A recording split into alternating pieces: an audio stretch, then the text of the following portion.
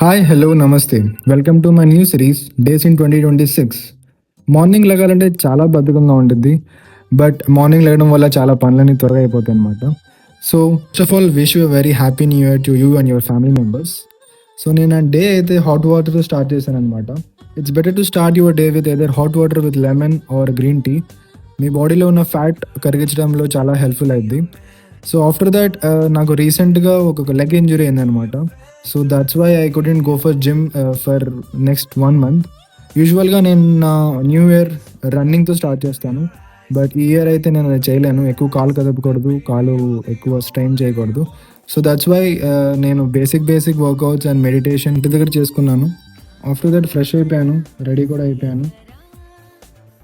బ్రేక్ఫాస్ట్లో వచ్చేసి egg whites plus protein shake తీసుకున్నాను.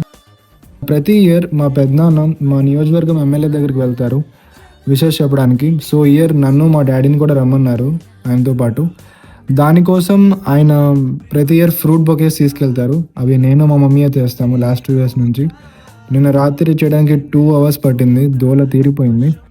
సో వెళ్ళాము, కలిసాము. కలవడానికి చాలా టైం పట్టింది, చాలామంది వచ్చారు అక్కడికి. దాని తర్వాత రిటర్న్ వచ్చేపాటికి అరౌండ్ 12:30, 1 అయింది. ఆఫ్టర్ దాట్ లంచ్ అయితే కంప్లీట్ చేసుకున్నాను. లంచ్ తర్వాత స్ట్రేంజర్ థింగ్స్ లాస్ట్ ఎపిసోడ్ అయితే వచ్చేసింది ఈరోజు. సో అది చూడడం స్టార్ట్ చేశాను.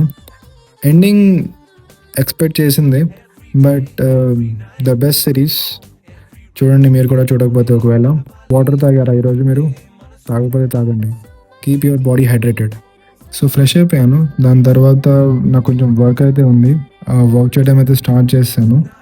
సో ఫ్రెండ్స్, ఈ న్యూ ఇయర్లో మీరు ఏమైనా అచీవ్ చేయాలన్నా సరే, ఏదన్నా జాబ్ స్విచ్ చేయాలన్నా, జాబ్ కొట్టాలన్నా సరే, ఫస్ట్ స్టార్ట్ చేయండి.